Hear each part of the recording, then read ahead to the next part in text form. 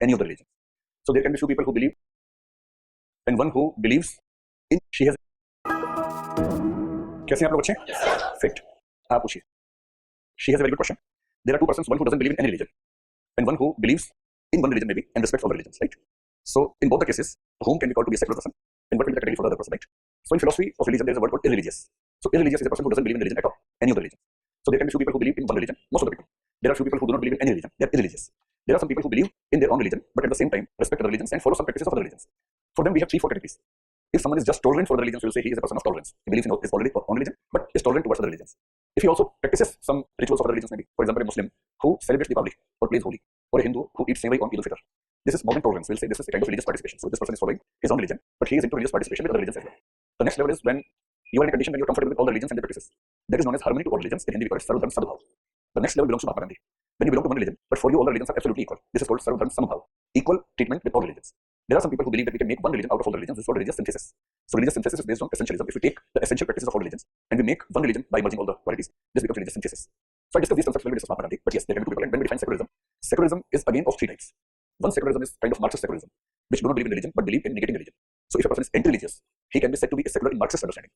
There are some people who are irreligious. They are not anti-religious, but they don't believe in any religion. They neither hate religion nor love religion. They are neutral religions.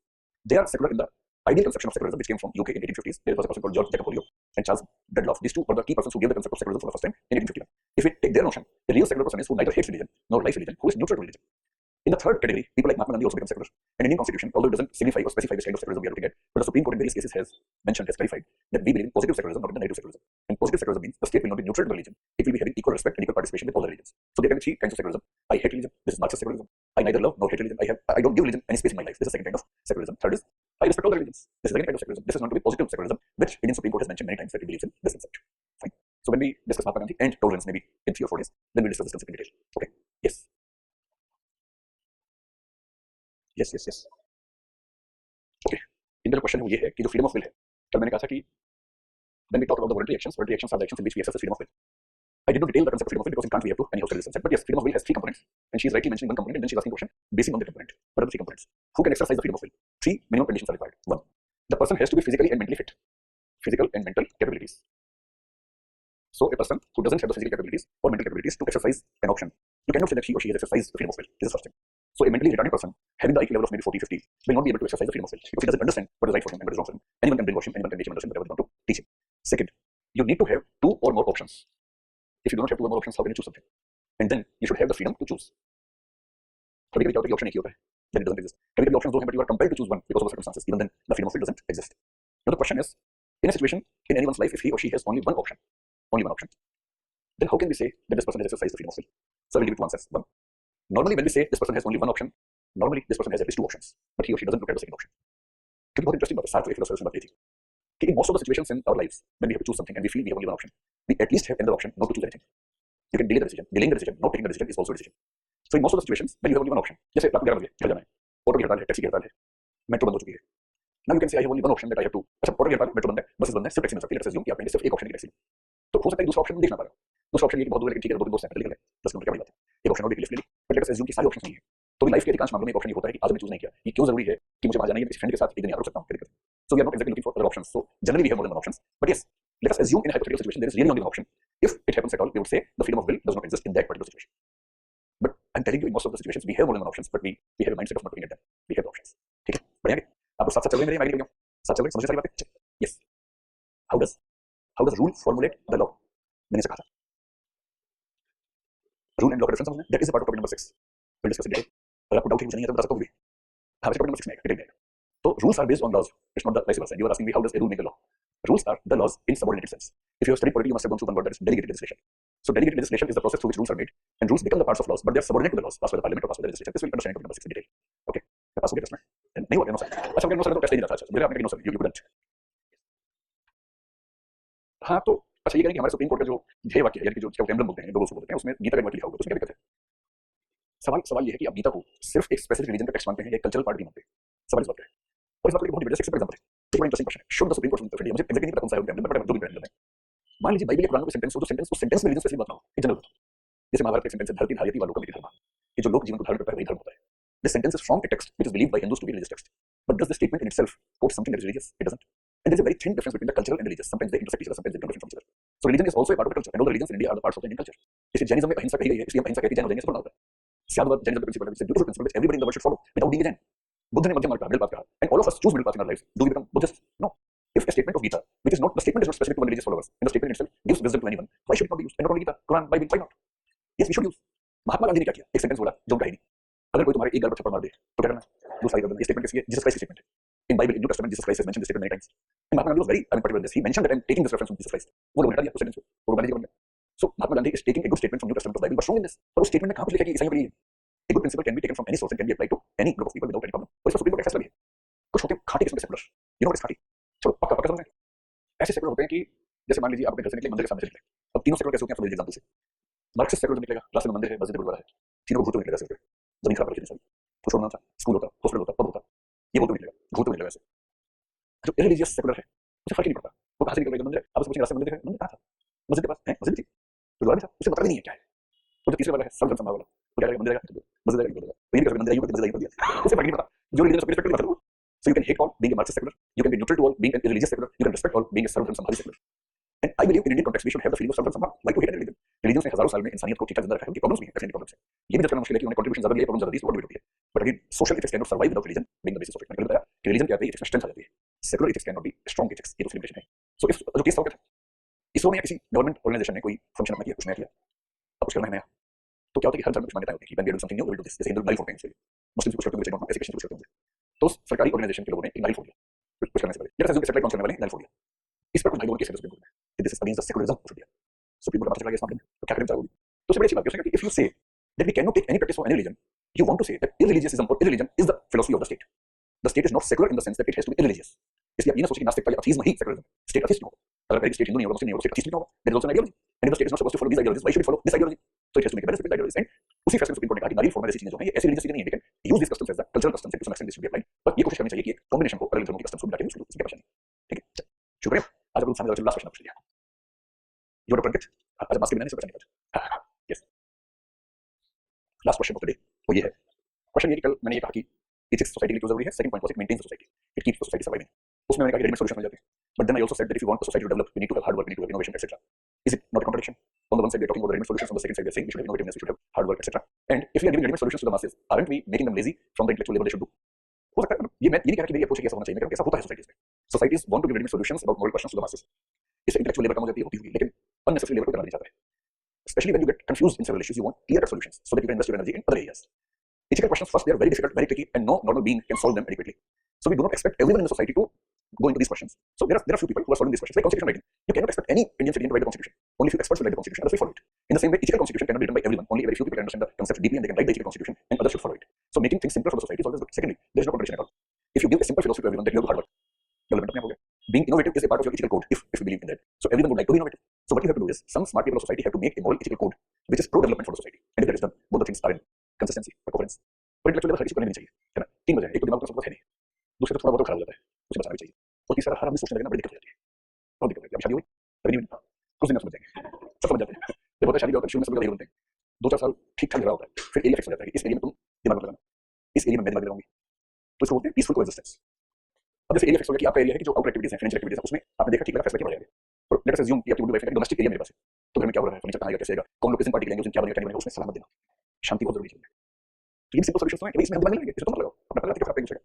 So this is pragmatic solution for the society as we do it in family, it helps balance in the society. चलिए आगे बढ़ते हैं. In the last class we were discussing about the moral progress. So I have two ways to go ahead. One, we keep doing moral progress. Have we started moral progress? No. अगर नहीं किया तो थोड़ा सा रुकते हैं, एक दो छोटे छोटे फ्यूज पे आते हैं, तो लिंकेजेस थोड़ी बेहतर बन जाएंगे. ठीक है. कल हमने समझा कि why is ethical system required? I was seeing the questions in the UPSC for the last few years. And seeing the question I thought to elaborate that topic a little more. What are the benefits of ethical system? Yesterday we discussed why do we have an ethical system in a society at all. Now the question can be in the language, what are the benefits of the ethical system or public morality, public ethics? Benefits for the society. So first they can ask you what are the benefits of ethical system for society, then for individual, then for administration. So you must be able to write 2-3 benefits to all these parts of society. For society, if you see the benefits, plus means benefits, we'll also discuss later on what are the problems associated with having social morality or public morality. These are the benefits and they are the problems. Since we have social morality in place in the society, we have 3 benefits which we discussed yesterday. यहाँ तो वही बात लिखेंगे. पहली बात क्या है? It helps in the existence of society, it helps in the continued survival or sustaining society, and then it helps in the development of society. तो यहाँ पे 3 points आप जानते हैं. So the society cannot exist, it cannot survive, and it cannot develop without having an ethical or moral order. This is what we discussed yesterday. But what are the problems associated with having an ethical system or social morality or public morality in place? What are the problems? आपको ये बताया, मैं question करने वाला हूँ कि मैं assume कर रहा हूँ कि कभी क्वेश्चन जरूर आएगा, या तो ऐसे में या इस पेपर में। All ethical systems are inherently unethical. I believe this question will come someday. All ethical systems are inherently unethical. अगर ये लाइन ऑफ थॉट को क्या लिखेंगे इसमें समझेंगे, पर मैं हिंट आपको दे रहा हूं। You all follow an ethical system given by your parents and society. Let us be neutral, ठीक है? जॉन रॉल्स को पढ़ेंगे तो जरूर न्यूट्रल होना चाहिए ऐसे न्यूट्रल करने के लिए। एक सेकंड के लिए भूल जाइए कि आप हिंदू हैं कि मुसलमान हैं, सिख हैं, ईसाई हैं, ब्राह्मण हैं, क्षत्रिय हैं, क्या हैं, यहाँ तक कि लड़का है लड़की, भूल जाइए इसके लिए, ठीक है? You have to take a decision forgetting what you are, but you know the social realities. तो आप ये बताइए कि जो मॉरल सिस्टम हमारी सोसाइटी में है, is it egalitarian, is it equal to all, और it creates discrimination? It creates discrimination. It is discriminatory to whom? If you talk about gender, there are three genders: male, female, and third gender. Which gender is most discriminated? Transgender, third gender. And which comes from number two? Females, women, and males are the beneficiaries of the patriarchal ethical system which is in place in our society. कई लड़के मुस्कुरा रहे हैं कि हमसे हमारे खिलाफ vote डालिए। भूल जाओ क्या हो, याद नहीं करना है। 5 मिनट के बाद मैं ऐसे करूंगा तो याद आएगा कि आप क्या है, अभी तो पता ही नहीं आप क्या है, ठीक? In the same way, if we say about caste system, is the ethical order equal for all the castes, or it prefers the upper caste? It prefers, it helps them, it supports them. And lower castes in the ethical system are generally discriminated, to some extent exploited as well. But these are the social realities which we cannot forget. About races, if we talk about North India, भाई north India में जिस आदमी का रंग गोरा हो, उसे जिंदगी में इतने इलेजिटिमेट फायदे मिलते हैं। मेरा बात है, सिर्फ इसलिए कि उसका रंग गोरा है। और गोरे बहुत साफ होते हैं, साफ। काला तो गंदा है, ये साफ है। गोरा होना साफ होना नहीं होता है। गोरा आदमी ना है, काला आदमी बहुत नहा ले, साफ तो काला है, पर गोरे होते हैं साफ। तो मैंने ऐसे कई गाने सुने जिसमें लगता है कि गोरा होना ही जिंदगी का आखिरी उद्देश्य है। कितने सारे गाने, चिट्टियां कलाइयां वे, तेरी कलाइयां चिट्टी हैं, चिट्टी सफेद है। और उस गाने में लड़की कहती क्योंकि मेरी कलाइयां चिट्टी हैं इसलिए मुझे सामान लगे। तो ये अजीब बात है भाई, तुम्हारी रिस्ट वाइट है तो मैं सामान लगे, मतलब कितना अजीब है। अच्छा लड़के लड़के दोस्त बनते हैं तो लोग मान के चलते हैं खर्चा लड़का ही करेगा, ये कितनी बदतमीजी है। मैं लड़कियों से एक बात कह रहा हूँ कि कभी अगर ऐसे दोस्ती भूल के भी खर्चा करवाना, बराबर खर्चा करना एकदम आधा था। अगर डिग्निटी चाहिए अपनी तो अपनी डिग्निटी इसी में है कि मेरा खर्चा मैं खुद उठाऊंगी, क्यों उठाएगा, अजीब है। और अगर कोई लड़की होने की वजह से, गोरा होने की वजह से ओवर एक्सपेक्टेशन कर रहा हो, बहुत खराब शब्द है लेकिन है एकेडमिक्स में, उसे बोलते हैं सॉफ्ट प्रोस्टिट्यूशन। बहुत खराब शब्द, I know, but that is there. If you are expecting anything extra for being a woman और for being fair in your skin, this is a kind of soft और intangible और abstract और unseeable prostitution. Sorry for my language, but this is the concept. क्यों उम्मीद करनी चाहिए? हम खर्चा करेंगे, क्यों भी खर्चा कोई धोखे देगी। This is how society works. ऐसी माइनॉरिटी के मामले में होता है। When the ethical orders are being constructed, the ones in majority have more say, and ones in minority have less say. And so the ethical system which emerges in any given society is not equal for all. And when it becomes strong, it creates social stereotypes. What is a stereotype? Stereotypes are the notions which are believed in a society, which are generally against a community, and which people take for granted that these are the real truths. और वो किसी के बारे में हो सकते हैं। औरतों के बारे में बहुत सारे stereotypes हैं जो WhatsApp jokes में लगातार रीस्टेटमेंट होती रहती है, उससे और गहरे होते जाते हैं। Jokes about Sikh people, jokes about Marwadis, jokes about South Indian people, jokes about North Eastern people. ये jokes ऐसे नहीं बनते कम्युनिटी के बारे में। They are the representatives of our social stereotypes. And stereotypes जब गहरे होते हैं वो prejudices बन जाते हैं, और prejudices जब गहरी होती है तो discrimination हो जाता है। ये कनेक्शन एटीट्यूड में पढ़ेंगे, आज सीख लेंगे वो टॉपिक मोस्ट लाइकली। इसलिए if you have a public morality, you have three good things: you exist, you survive, and you also develop. But it's again at the cost of someone else. All the people are not paying equal cost for this. The cost we are paying is different.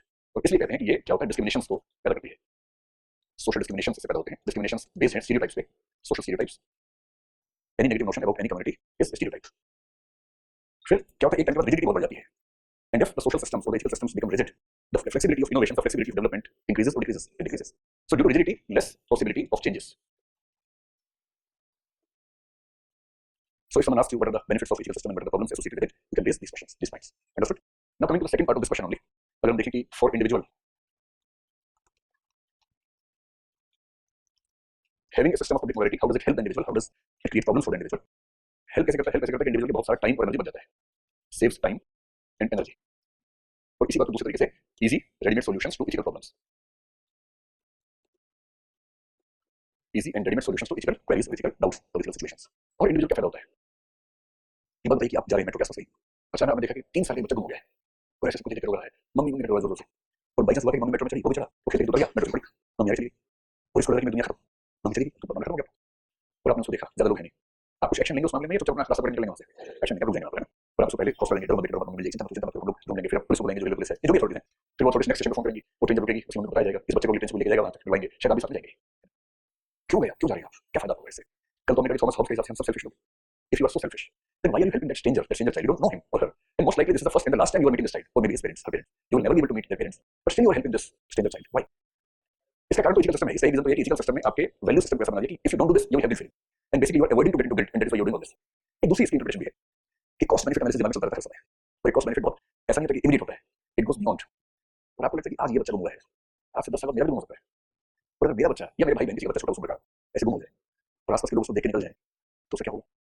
तो आज किसी और का गुम हुआ है, मेरे सामने है, जो मैं करूंगा लगभग वैसा ही उसके साथ भी होगा जब मेरे घर का बच्चा होगा। And you have a sense of justice that if I do good to other people, most likely other people will also do good to me and my family members. This is how we use the cost benefit analysis in such matters. तो हम इसलिए इसी बात ये भी कहते हैं कि because there is an ethical system, we have a sense of social security, और अगर ethical system ना होता तो social security एकदम ना होती। हमें सिक्योरिटी रहती है कि भाई कुछ गड़बड़ होगा तो कोई ना कोई हेल्प कर ही देगा, कोई ना कोई हेल्प करेगा, ये भरोसा रहता है, because all the people do belong to the same ethical system, and this creates a sense of confidence and sense of social security amongst us. Clarity है, क्या फायदे होते हैं? अब ये बताएं कि इंडिविजुअल लेवल पर क्या क्या नुकसान होते हैं। एक तो ये नुकसान होता है कि आप सोशल स्टीरियोटाइप से भर जाते हैं, because you have stereotypes, you are not able to have a neutral and impartial personality. आपकी न्यूट्रलिटी, इम्पार्शियलिटी और ऑब्जेक्टिविटी गेट्स कम्प्रोमाइज्ड। फिर ये भी हो सकता है कि आप सोसाइटी के उस स्टेटस से बिलोंग करते हैं जिसको नुकसान हो रहा है, सिर्फ इस एक्सीडेंट से कि हार्मोन वाई नहीं आया, सॉरी वो क्रोमोसोम वाई नहीं आया, एक्स आ गया, and this creature became female. इतना हो कि आपको अंदाजा क्या क्या होने वाला है इसके साथ। एक तो चांसेस है कि उसके पैदा होती माता हो जाएगा, उसके होते बचते हैं।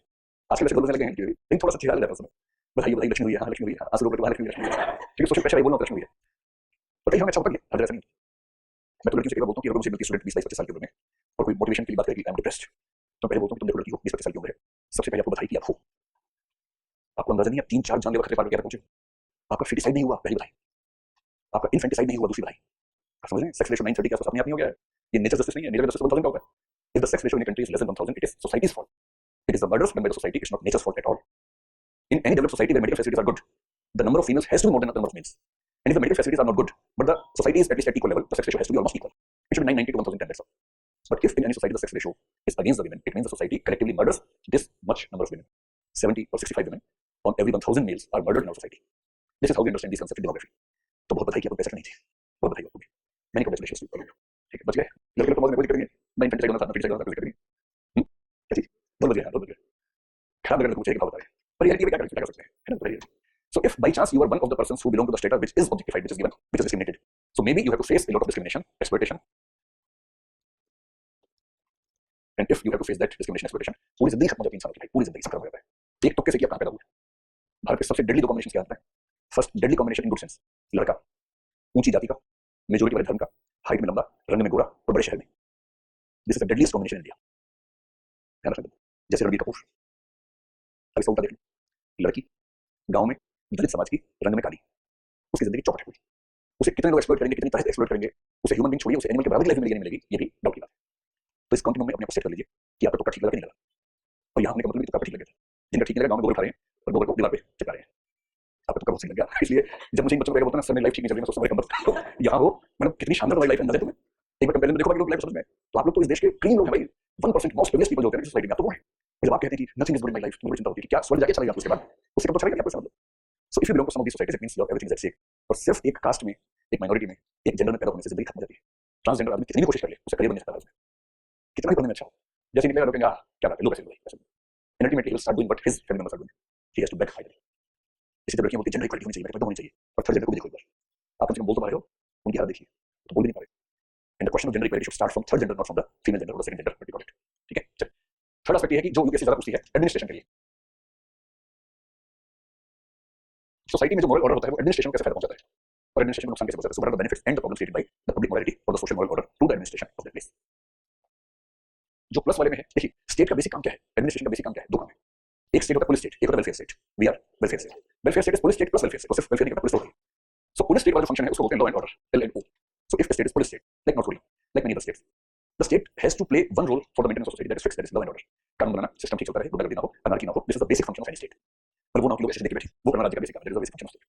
When it develops into the welfare state, the second major work of the state becomes welfare, and welfare means two basic things. One is social justice. Social justice is the justice in distributive sense कि जो society की चीजें हैं, wealth है, respect है, power है, उसका distribution इस तरीके से हो कि all the sections of the society are given adequate wealth, respect and power. And for social justice we have many mechanisms like reservation, like preference, like others, like scholarships, etc. दूसरा होता है welfare providing more and more services. So a good state provides a lot of services to the citizens, and that too with a good quality of service delivery, which we'll discuss in topic number 7 in detail. अभी 8 दिन पहले मैं college में गया हुआ था, Hansraj college में, वहाँ इसी को बच्चों में स्पीच लगाई थी। मैंने उसमें एक एग्जांपल दिया इंटरेस्टिंग कि कैसे स्टेट की नेचर चेंज होती है, ब्यूरोक्रेसी कैसे काम करती है। तो आज से 20 साल पहले पासपोर्ट बनवाना, पासपोर्ट बनवाना, उसका एग्जिट किया था। आप अगर उस समय जानते हैं, आप तो जानते हैं, तो बाद में तो कैसे स्टेट की नेचर चेंज होती है। And welfare state it has to provide more services and better services to the citizens, this is again part of welfare state. अब देखिए इन चीजों में कैसे हेल्प मिलती है, लॉ एंड ऑर्डर।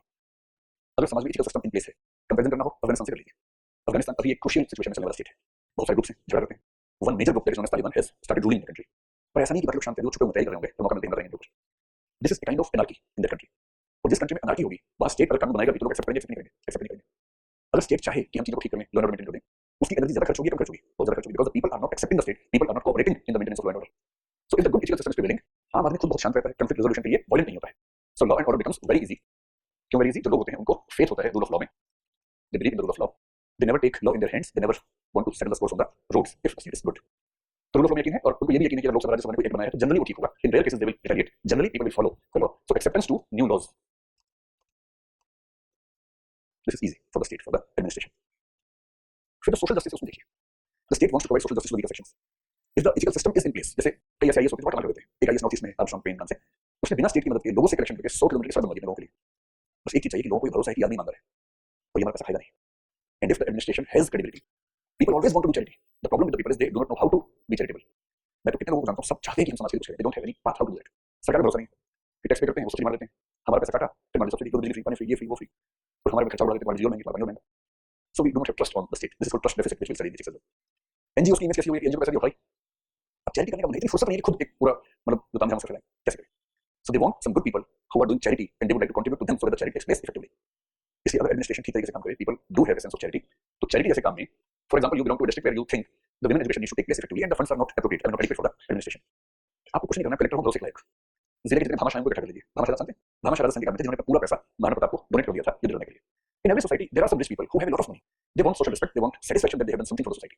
आप सिर्फ उनको ऐड करें, कलेक्टर ने बुलाया, इस बात में तो लोगों को पंख लग जाते हैं, कलेक्टर ने बुलाया, अरे बाप रे बाप, वो साथ में कभी सम्मान करने के लिए बुलाया, वरना कलेक्टर ने बुलाया सब कहीं को अटैक जाता है, कलेक्टर ने बुलाया, अरे भाई भगवान क्या हो गया हमसे, ये बात है, अगर कोई कलेक्टर पर जाए कि कलेक्टर आपका सम्मान करेंगे, you have done so good to the society, अच्छा पक्का एडजस्ट कर देंगे, and then this person goes to the collector, 10 लोगों को बुलाया, कलेक्टर साथ में खाना खा रहे, they will have a dinner tonight together, लोग परेशान है कि क्या हो रहा है हमारे साथ, ये तो सरकार नहीं कर सकता, ये ऐसा क्यों हो गया, कलेक्टर साथ खाना खा ही नहीं रहे, साथ में कुछ सर्व चावल नहीं रहा है, क्या बात कर रहे हैं, रायता नहीं आपके पास, लो फैला थोड़ा सा रायता भी लीजिए, वो लोग पगला रहे हैं एकदम कि भैया आज तो फिर अंत में समय आप चाय पीते हैं, कॉफी पीते हैं, कॉफी कलेक्टर सामने का देखिए आप सबको बुलाने के पीछे एक स्वार्थ भी है मेरा, बाकी तो सब है आप लोग बढ़िया काम करते हैं, so I respect you a lot, but I think this district needs some development. I am a government servant, so what I can do is I can mobilize the resources and put into the right usage. सरकार पैसे देगी, हम देंगे, वो भी सब करेंगे, but why should we be dependent on the state only, on the government only? अगर आप लोग थोड़ा सा साथ दें, तो मैं एश्योर करता हूँ कि आपके डिस्ट्रिक्ट को ऐसा बना दूंगा 5 साल में, और आप जो भी कंट्रीब्यूट करेंगे आपका नाम लिखेंगे, बराबर स्कूल बनवाएंगे, आपके नाम से स्कूल बनेगा, चलाएगी सरकार, होगा आपके नाम पे स्कूल, और उनको सम्मान मिलेगा, और फिर लोग बढ़ चढ़ के सपोर्ट करेंगे, yes why not, I'll make 3 schools, एक ने कहा चौधरी दूसरा अच्छा तो 3 मैं 5 नंबर हो गया, बोल लगे 12 स्कूल बनेंगे, उसके बाद प्रोसेस पूरा करना है, 12 स्कूल बन रहे हैं लड़कियों के लिए स्पेशली, और पूरे डिस्ट्रिक्ट की सारी लड़कियां स्कूल में पापा शाम स्कूल में आइए, मतलब ये होता है, ये नहीं तो टाइट करके घूम जाएगा, सब सलाम ठोकने से खुश हो रहे हैं, ये चीपनेस है, अगर आपको सलाम ठोकने से खुशी मिल रही है तो बहुत हल्की चीज है, 2 दिन सड़क पर खड़ा रहता है, 2 दिन क्यों चलना चाहिए, कोई आपके सामने छोटा हो जाए, आपको बड़पन फील हो, अच्छी बात, मजा तब है कि जब आपका ट्रांसफर सड़क पे आ जाए कि ये नहीं जाएगा यहाँ से, सीएम चला जाएगा, दिया जाएगा, because you have done so good to the district that people are mad for you.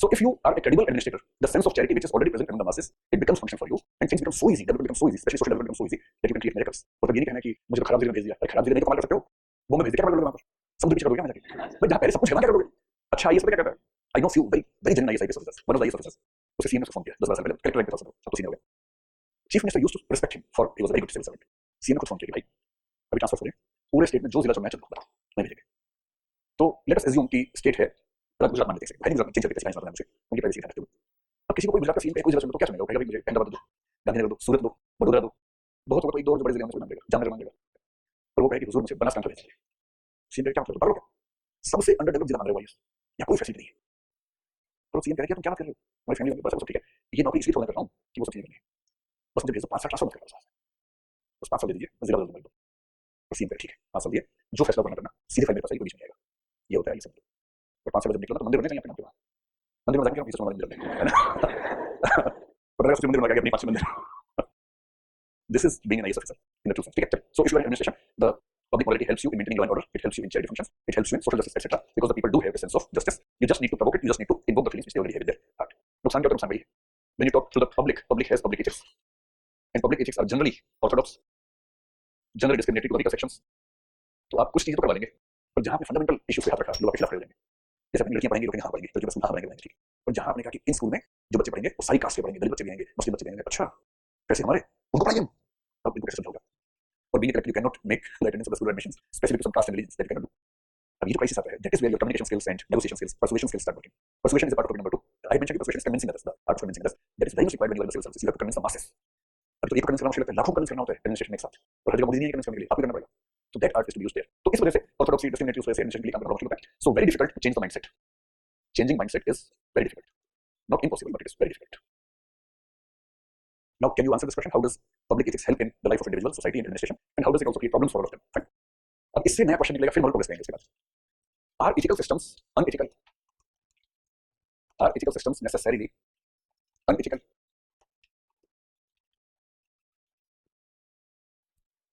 आपने इसका yes. Police state generally oppressive ही होता है, और जिसको कहते हैं वैसा ही होता है. आज की दुनिया में पुलिस स्टेट्स बहुत कम है. Generally, in the Middle Ages or the primitive times or the previous times, ancient times, we used to see police states. But now, almost every state in the world has to do something which happens to the area of welfare state, even not fully. So the difference between police state and welfare state is academic one. Now every state, जैसे एक बहुत simple example है, हम लोग जब पढ़ते हैं political philosophy में socialism talks about equality and capitalism talks about liberty and competition etcetera. तो हमारे दिमाग में आता है कि भाई फ्री एजुकेशन यूएसएसआर में होती है और अमेरिका में तो बड़ा मुश्किल है, कैपिटलिज्म है, यूके में कैपिटलिज्म है। But when you go deep then you find the primary education in the countries like America is free for every citizen. In countries like UK, not only primary education but health services till the time of death is completely free for the citizens. NHS is okay, national health scheme okay. So there is a theory called convergence theory. Convergence means the concepts which we tend to understand to be opposite concepts, generally they are practically associated to each other in different systems. So police states nowadays do not exist as they existed in the primitive medieval times. Nowadays every state, most of the states have to accept some form of democracy. China को भी बोलना पड़ता है single party democracy so that democracy की value अपने आप में.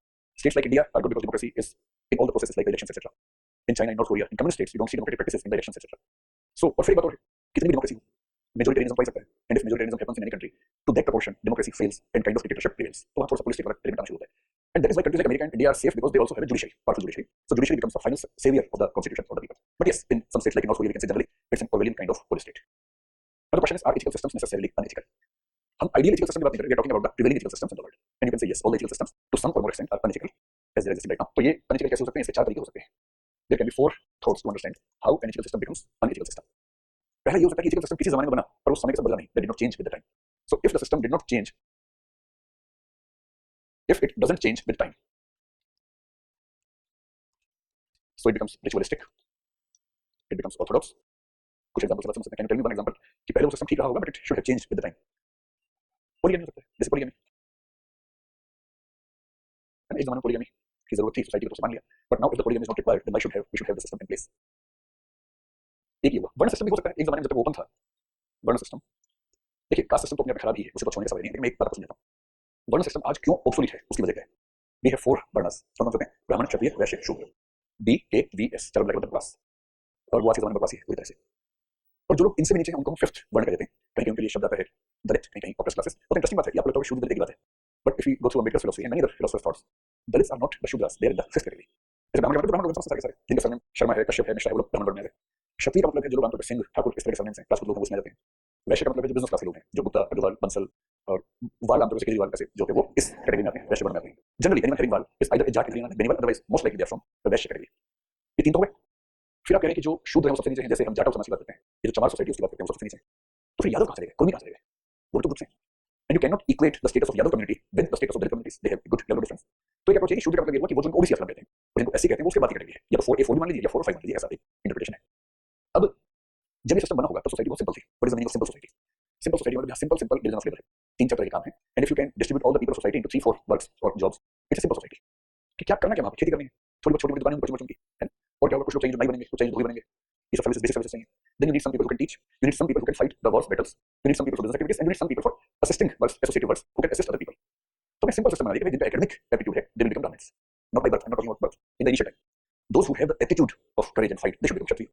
Those who have a good business sense, or who want to maybe produce some crops, they want to be cultivators, or they want to do some business activities, they can become Vaishya. And the ones who do not have required aptitude for any of these three, and they are comfortable in assisting others who have better wisdom levels in any of these three areas, they will become Shudras. Till this point, there is no problem. And this is possible only in a society where division of labor is very simple. अब आज के ज़माने में कैसी situation है? आज के ज़माने में इतना डाइवर्सिफिकेशन ऑफ ऑक्यूपेशंस है. अब जैसे बायोटेक इंजीनियरिंग कहाँ आएगा, कोडर कहाँ आएगा, दुनिया कोडिंग चल रही है, कोडर है नहीं 4 वर्ड में. फिर जो एंटरप्रेन्योर वो कहाँ पर आएगा? अगर आप रिस्क की बात करें तो रिस्क तो क्षत्रिय में आना चाहिए, रिस्क टेकिंग वहाँ होती है. So nowadays we have so many occupations that you cannot put all the occupations in this simple classification of 4 or maybe 5 varnas. So any system becomes redundant which doesn't change with the time. So if the ethical system doesn't change with time, it becomes meaningless. जैसे जो women के बारे में है, बहुत initial times में it was almost natural that men started doing external activities and women started doing domestic activities. अच्छा, feminist होने का मतलब ये नहीं है कि हर चीज़ में illogical बात करेंगे, logical बात समझनी पड़ेगी ना, even if you are a feminist or whatever. बहुत सारी सोसाइटी आती है, कैसे सोसाइटी आती है, वो ज़माना चल रहा है. अब ये ज़माना नहीं है पुलिस स्टेशन में पुलिस आ गई, वो नहीं है. ज़माना वो है कब कौन किसको मार देगा भरोसा नहीं है. In that society, you can easily understand women are at more risk than the men because in muscle power men dominate women. वो तब भी था, आज भी है. इसको नेचर ऑफ इनजस्टिस मानना चाहिए, मान लीजिए कोई दिक्कत नहीं. Average height of them, yes, आपने इसका आंसर दे दिया, खुद दे दिया आपने. आपने कहा कि आपने कहा शुरू में ये सिंपल सिस्टम था, पर मुझे लगता है कि शुरू से ये ऑपरेशन रहा होगा. इसका आंसर पता क्या है? आपने कहा मुझे लगता है. आपको लगता है तो लगता है, क्या कर सकता हूं? मुझे कुछ भी लग सकता है, आपको कुछ भी लग सकता है. I am not responsible for what आपको लगता है. What I am saying is on the basis of the moorings of Indian society. Indian sociology में जो कंसेप्ट है उसमें जनरल बिलीफ है कि in the very initial times one system was an open system. An open system means you can change your world according to your attitude. In the initial days, it used to be like this. Gradually, it became a system based on birth. And as soon as the system becomes based on birth, it becomes a closed system. It doesn't remain the open system. Like the class system of West is an open system. आप अमीर हैं, काम ना करो गरीब होगा, गरीब है मेहनत करिए होगा. So class system is an open system in which you can shift from one class to another class. In caste system, whatever the amount of success you achieve in your life, you cannot change your caste. So because you cannot change your caste, this is a closed system. Race is a closed system. You cannot change your race at all.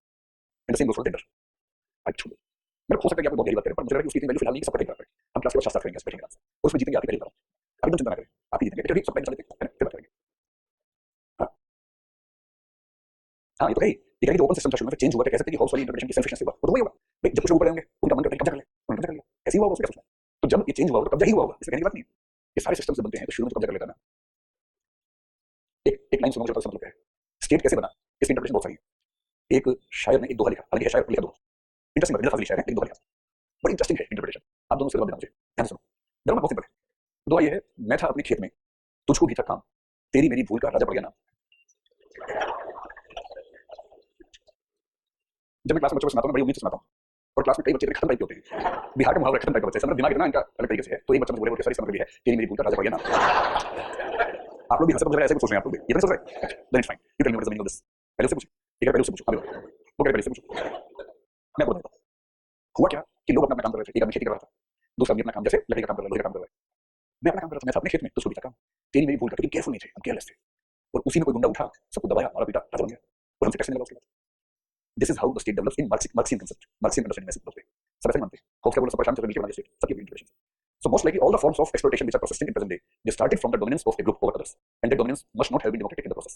That is given. इसमें कोई बहुत सोचने की बात नहीं है, वो तो घबरा वही होगा, उसमें कोई डाउट है, ठीक है। चल, so if the ethical system doesn't change with the time, it becomes unethical. One. Second, if it goes against natural needs, if it goes against natural needs of individuals or of people, we cannot claim it to be an ethical system. इसका example आजकल जो लोग दे रहे हैं LGBT क्यों कर रहे हैं, इस बात को ठीक से समझना है। डेमोक्रेसी हर चीज का फैसला नहीं करती है। Just because 99% people of this classroom, or maybe 100% people of this classroom, or 99% of the society are heterosexual in nature, it doesn't prove that remaining 1% are unnatural. ऐसा नहीं है। For them, their nature is to have affection to someone from their sex.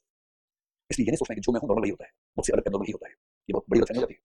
And let us assume there are some people जो ना jail में रहे, ना hostel में रहे, परवर्जन किसी तरह का नहीं हुआ उनको, they were comfortable in the social settings, they had the access to both the sexes at the same time in school or college. Still, they are not comfortable with the people of other sex, they are comfortable in affection with the people of their own sex. Now you have to accept that is their nature. And if we are not accepting that, if the law is not accepting that, it means we have been forcing a small group of people to live a life which is against their natural desires, against their nature. And if any ethical system makes compulsions over the people to live according to the state, not according to their natural desires, it means for these people, this state and the dictates of the state can never be ethical. पर ये तो आज की debate है, आज से पहले का देखते हैं। आपको पता है कि अंग्रेजों के जमाने में पहली बार विडो रीमैरिज एक्ट हमारे देश में आया, और ईश्वर चंद्र जैसे लोगों ने खूब एफर्ट्स किए इसके लिए। आपको हमारे देश में अगर थोड़ा सा इतिहास में जाएंगे, सिचुएशन क्या थी उस जमाने में in Hindu society, Hindu marriage act 1955 में आया। हिंदू मैरिज एक्ट में बड़ा साफ लिखा है, सेक्शन 2 में लिखा हुआ है, any Hindu person having a living spouse can not enter into a marriage.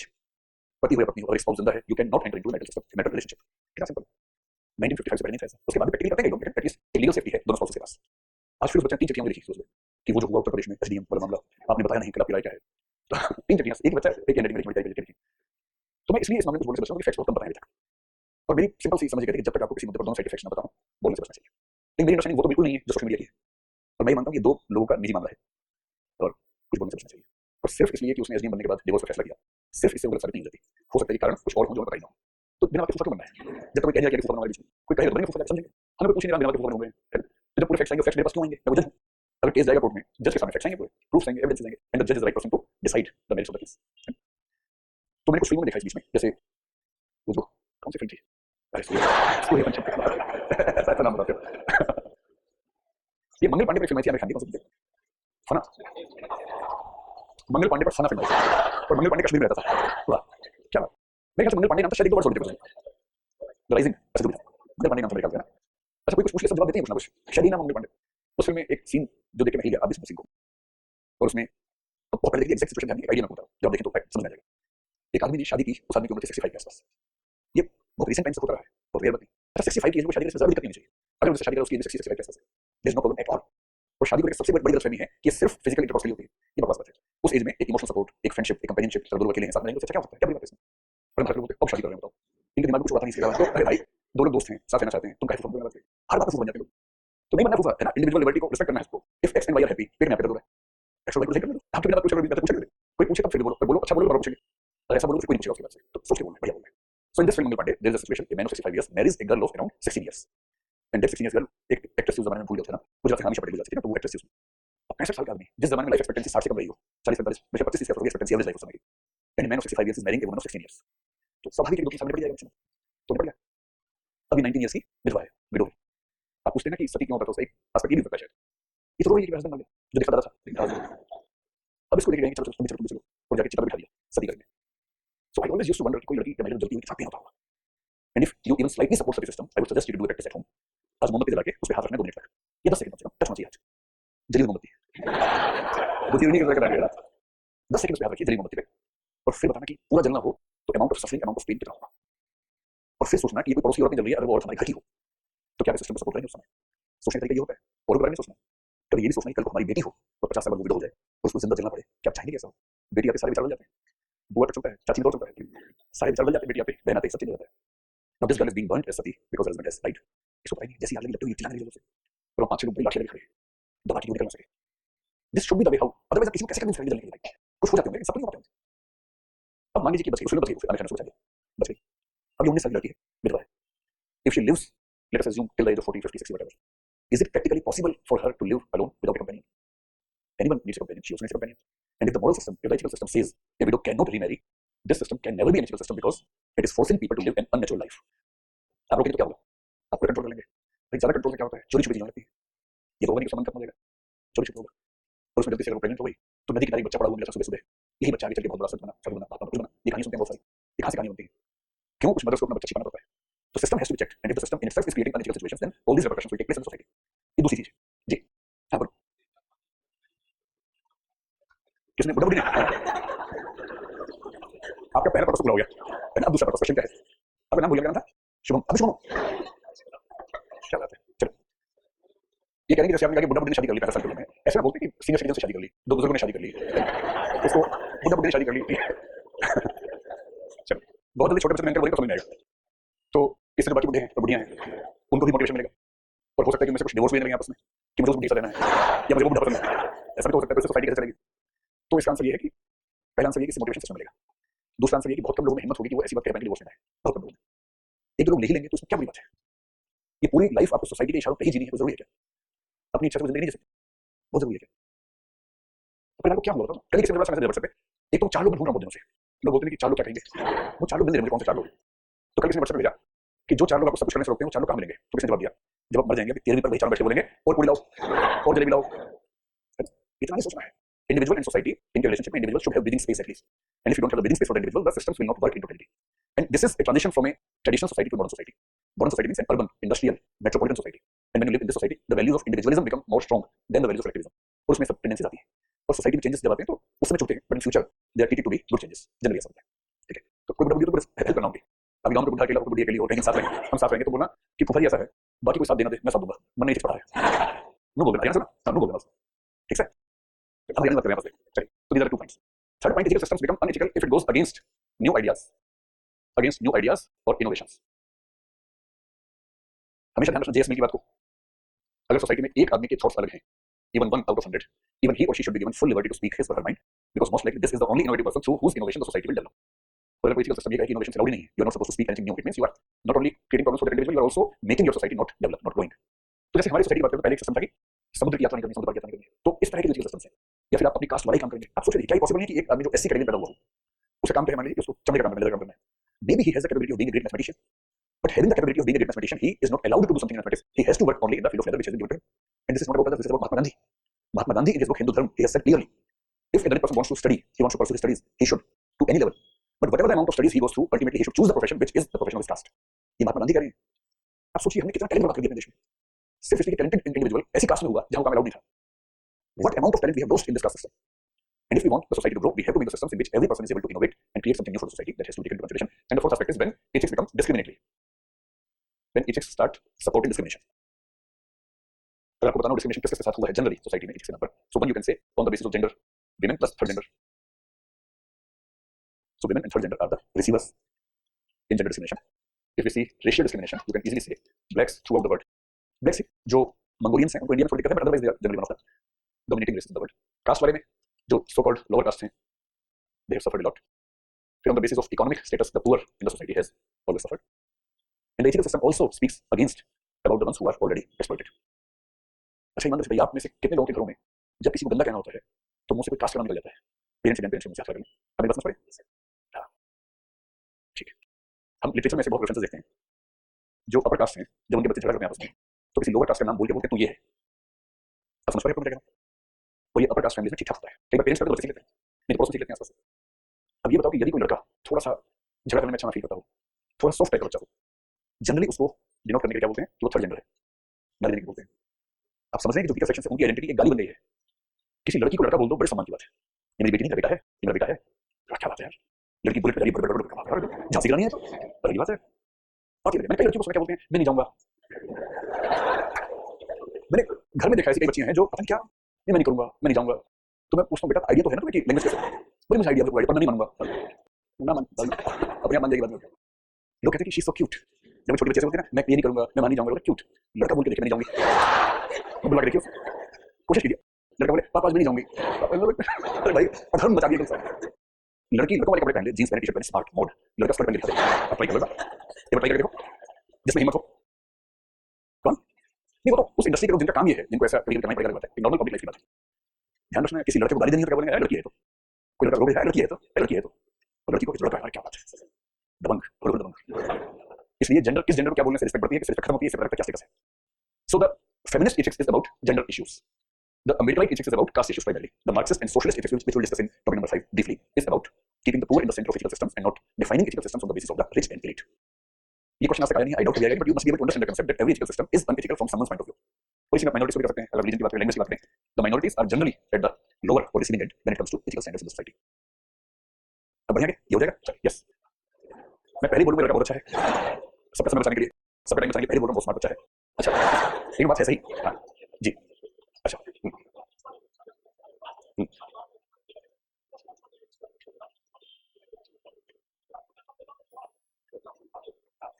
इसमें सबसे पहली बात है कि 4 दिन हुए हैं, नहीं नहीं तो गंवार शब्द बोलने से बचते, गंवार तो जो गाँव का है और गाँव का आदमी खराब होता है, ये शब्द उस दिन बोलना बंद कर देंगे क्योंकि किसी ने पढ़ लिया है।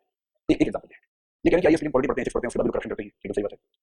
इसका देखो स्कूल में आपसे पढ़े है ना, उसके बाद क्या हो गया, कॉलेज में पढ़े तो भी क्या हो गया, तो स्कूल बंद करवाने ऐसा होगा नहीं। हम कोशिश करते हैं कि स्कूल और कॉलेज से पढ़ के समझदार बन जाए, कुछ बन जाते हैं, बहुत नहीं बनते। आईएएस की तैयारी करके अच्छे आईएएस बन जाए, 180 आईएएस बनते हैं हर साल, अगर 10 भी शानदार बन गए तो हम कह सकते हैं कुछ तो अच्छा हुआ, अदरवाइज शायद नहीं बनते।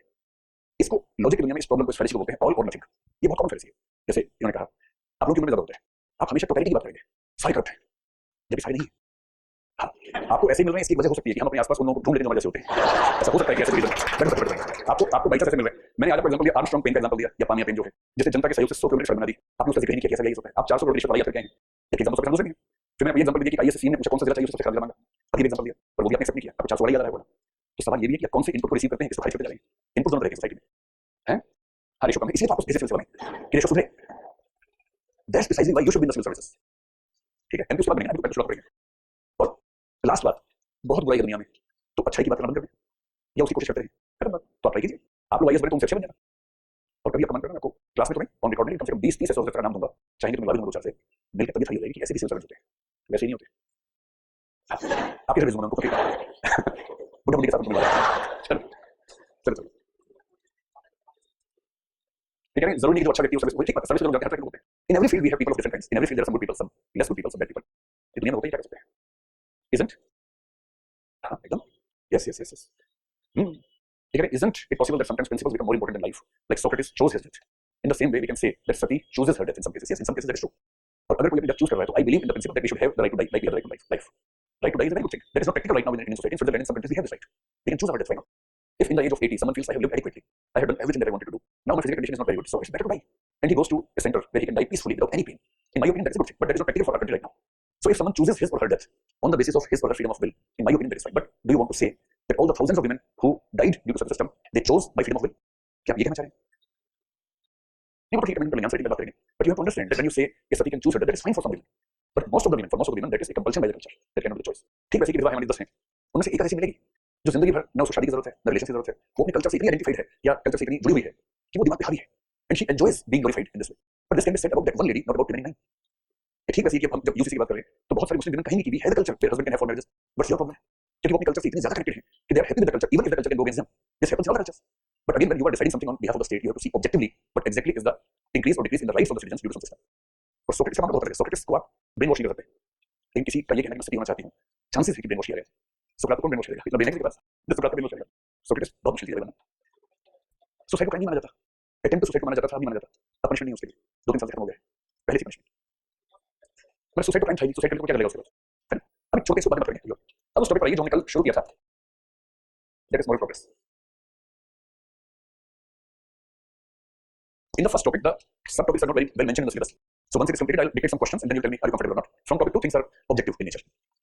Like we'll start psychology from today. So that is very scientific and objective. This is a little weak. What is moral progress? We started discussing this topic yesterday, and I just threw a question in front of you. और और मोटे तौर पर आपने ये कहा था कि आज की सोसाइटी अभी तक की सबसे ज्यादा मॉरली एडवांस सोसाइटी है। Is it true? आपने समझा था?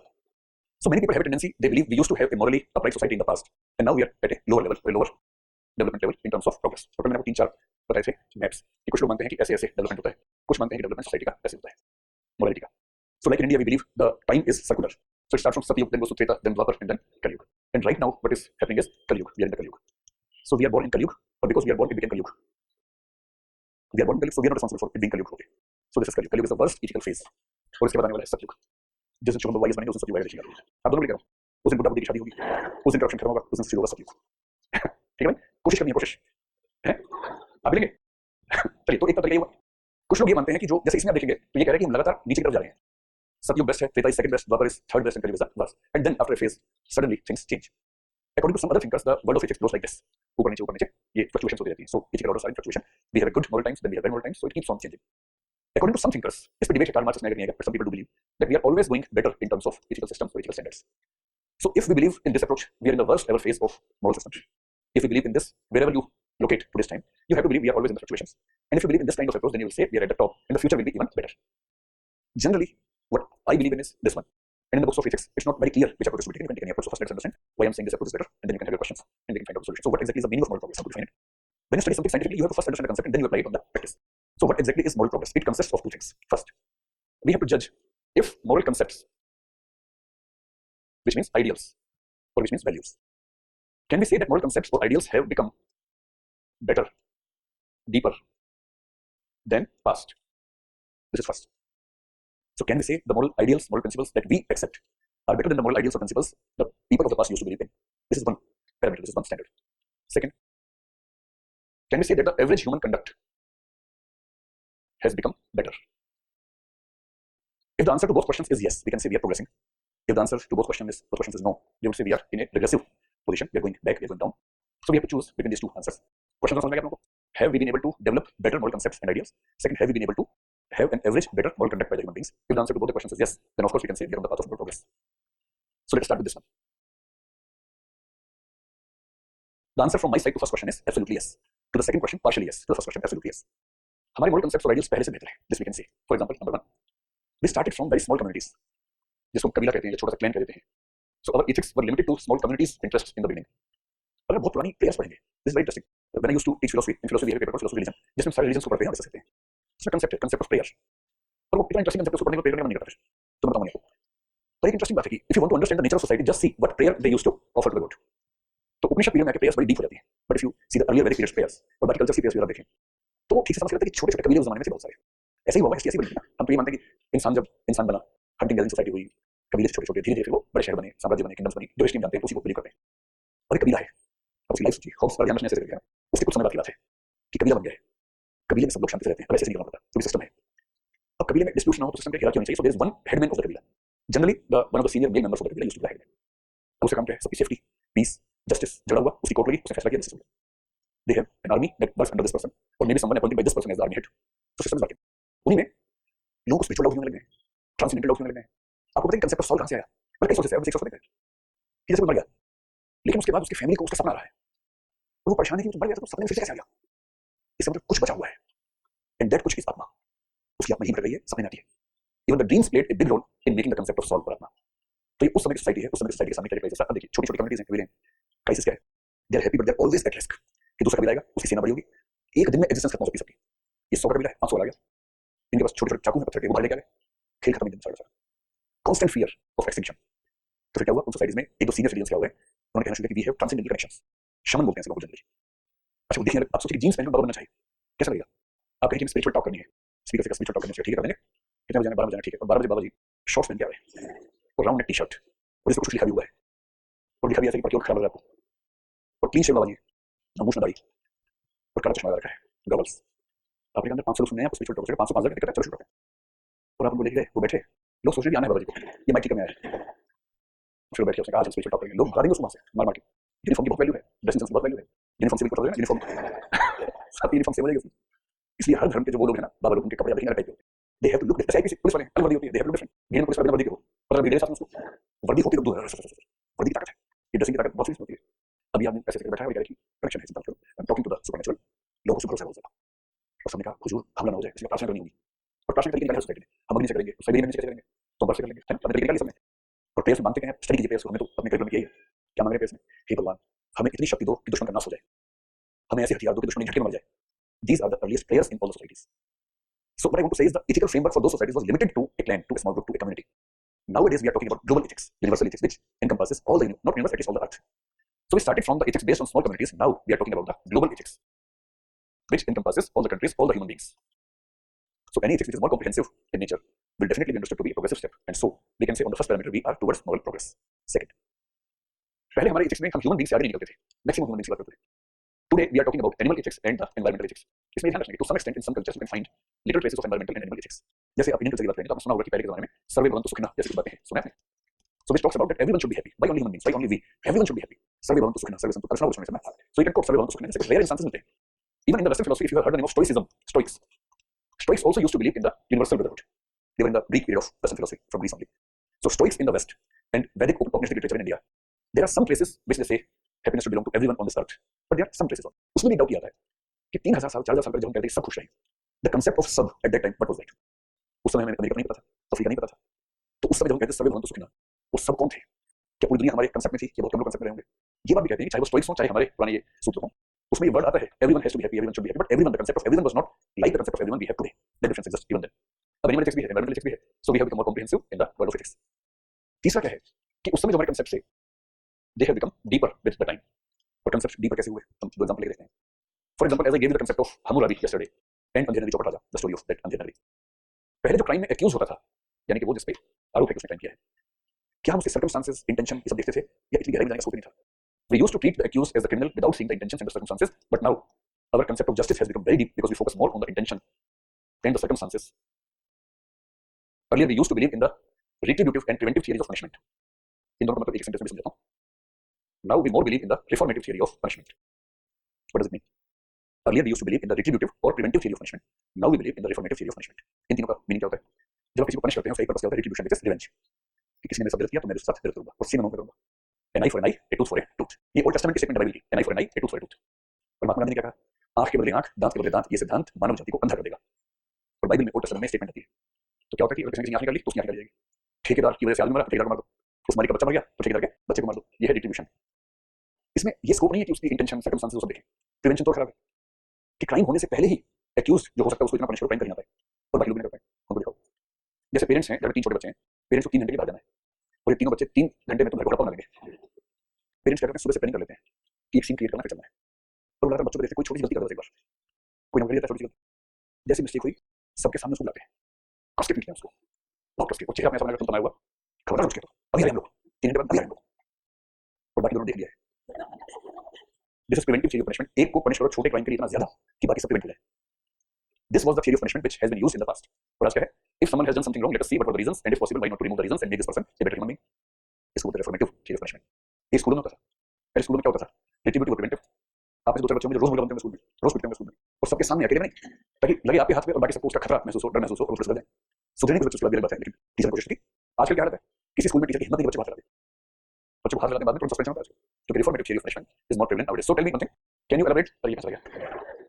ये क्या चीज दो? अरे क्या बात है. चलो ठीक है, मैं पूरा नहीं बोल रहा. हां ठीक है. Yes. So can we say the moral concepts of the present times are better than the concepts of previous times? And at least we have 3 bases to say this. Now coming to the second part. Has the average human conduct been better? And can we say that in present times the average human conduct is best so far? For this we have an answer which is partially correct, partially we cannot believe in this. देखिए एक तो simple सी बात ये है कि हर society में few individuals, general masses, few people always happen who are very good ethically. कुछ लोग हर सोसाइटी में ऐसे होते हैं जो वर्स्ट होते हैं ethically. Without any exception, in every social group, in every time, in every place, there are few people who are wonderful ethically. ये वही है, they have a great super ego and they can easily suppress their greed. There are some people who do not have a developed super ego, so they easily dominate their super ego, so they become criminals, deviants. And most of the people are always having constant conflicts between the id and the super ego, between what they want to do and what they are supposed to do. So average behavior इनका रहता है. ये great behavior वाले हैं, ये worst behavior वाले हैं, criminals हैं, पहले वाले saints हैं. So general human behavior has always been same. Few great people, few worst people, and generally average people we can see in any time. But what is good in present times is जो principles हमने कहा कि बेहतर है, उसको apply भी कर लेते हैं. आप ये बताएं कि politically we are democratic country और डेमोक्रेसी में हजारों फ्लॉज हैं, सही बात है, लॉट ऑफ प्रॉब्लम्स एग्जिस्ट करते हैं. डेमोक्रेसी बिकम्स मीडियोक्रेसी, ये बात भी ठीक है. Democracy becomes plutocracy, plutocracy means money rules. And ultimately those who have money can fight the elections, the poor cannot even fight the election. That is again true. ये सारी problems हैं. In democracy majoritarianism is the problem, is it? That is true. Democracy also creates conditions which lead to racism, languagism, communalism, casteism. अगर election बार बार ना हो तो क्या दंगे नहीं होंगे? ये सवाल है। एक शहर में बड़ी सुंदर बात है, सरहदों पर तनाव है क्या? पता करो देश में चुनाव है क्या? सारा खेल खत्म। इलेक्शन से पहले सरहदों पर तनाव नहीं होना है। भारत पाकिस्तान हर चीज चलता है, इलेक्शन जब नहीं हुआ चलता ही रहेगा, क्योंकि वो tensions they get translated to votes, electoral victories. तो एक क्वेश्चन ये भी उठता है कि जो पूरा सिस्टम डेमोक्रेसी का है बहुत खराब है मेरे हिसाब से, इसमें युद्ध का खतरा भी होगा, कम्युनलिज्म, कास्टिज्म, फलाना ढिकाना सब कुछ होगा, करप्शन भी जैसे उन्होंने बताया करप्शन है। But can you suggest me any practical option for the system, any system that is better than democracy in this world, which is practically possible? So although democracy has many demerits, we do not have any system which is better than democracy, which means democracy has to be accepted as the best possible option for us right now. अब comparison कीजिए पीछे से, कुछ कबीले हैं, कबीलों के मुखिया हैं, कुछ किंगडम्स हैं, राजा लोग हैं, कुछ थियोक्रेसीज हैं जहां धर्म के मुखिया शासन कर रहे हैं। थियोक्रेसी का मतलब धर्म तंत्र, where religion rules, religious people rule.